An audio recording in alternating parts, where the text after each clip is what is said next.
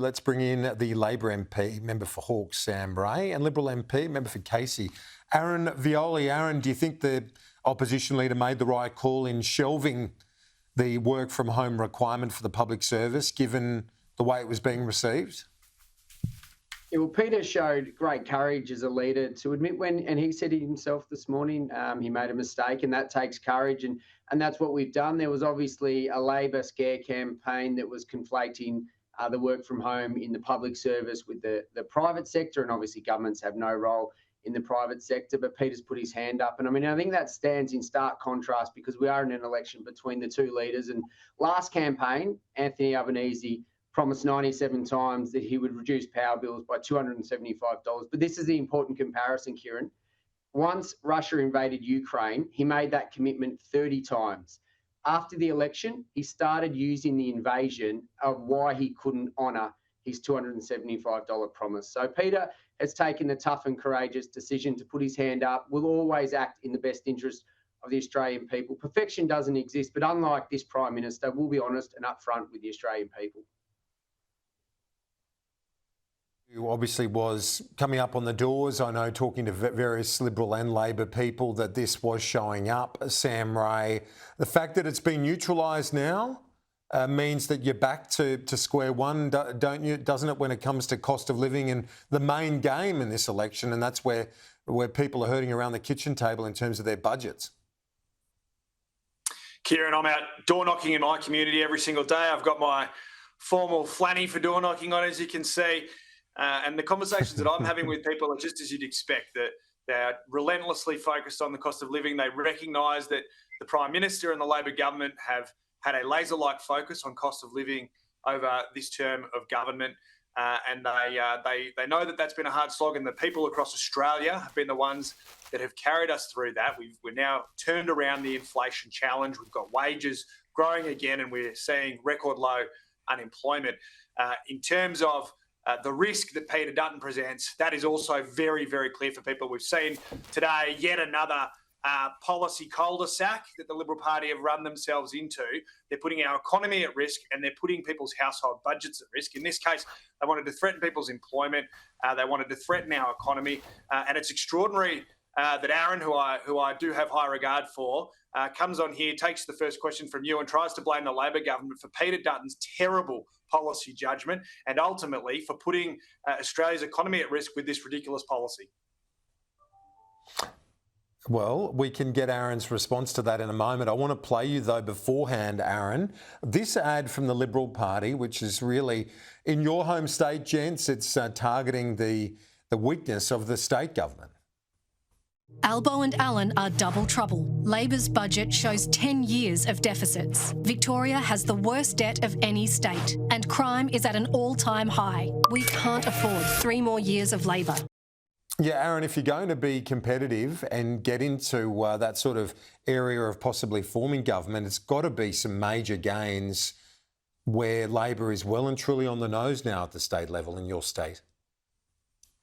Well, absolutely, Kieran. We're seeing that Anthony Albanese and Jacinta Allen, who are good friends, and Daniel Andrews, a great friend and involved in Anthony Albanese's campaign. The Victorian public have seen the deficit, the challenges that we face in Victoria because of state Labor, and they've seen after 3 years of federal Labor how bad it is and how much worse it's going to get. And like Sam, I've been out on door knocking, talking to community at listening posts, and the Australian people are struggling. They know we need answers now. They're looking for 25 cents a litre off their petrol from the 1st of July, particularly in communities like mine. I know in Hawke there's a lot of commuters that drive, and they're looking forward to that savings, not 70 cents a day in 15 months' time. Victorians have seen how bad state Labor is. They know they can't afford another 3 years of the Albanese Labor government at a federal level, and we'll continue to prosecute that case while putting forward our policies that are positive around the fuel excise. The gas reserve has been well received, immediate relief to bring prices down in the electricity system, but looking at the source. As I've talked about very often here, Kieran, this government talks about the symptoms, but they can't actually get to the root cause. More gas, more supply into the system will sustainably bring electricity prices down for communities, for businesses, for families and all residents across Victoria and across the eastern seaboard. Sam Ray, I'm very much looking forward to the first debate tomorrow night. It's in Western Sydney. Obviously, they say all politics is local, but right now, Sam, we're feeling the ramifications of decisions made in Washington, and the markets are all over the place. Huge uncertainty. How do you see that playing into this campaign and ahead of the first debate tomorrow night? Do you think the volatility, the uncertainty created by the Trump tariffs will be raised by everyday voters? Well, Kieran, over the last 3 years, we've been very focused on taking a responsible approach to prosecuting Australia's national interest in terms of our world diplomacy and our relationships with other countries. The relationship with the United States is a very strong relationship, a very long-standing relationship. But let's be very clear, while these tariffs are not a terrible surprise to Australians, they are entirely unwarranted. President Trump has spoken about tariffs flying back and forth. And let's be very clear, Australia has no tariffs against the United States. But again, I think we have to focus on being a responsible government. We have to take a steady head to these challenges.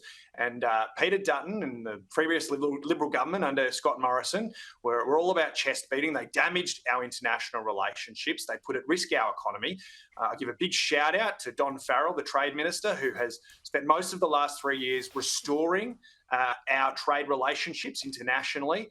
And again, I think Australians are very worried that Peter Dutton and the Liberal Party will take to our trade relationships, take to our important international relationships with the same sledgehammer approach that they did last time and put Australian jobs and Australian prosperity at risk.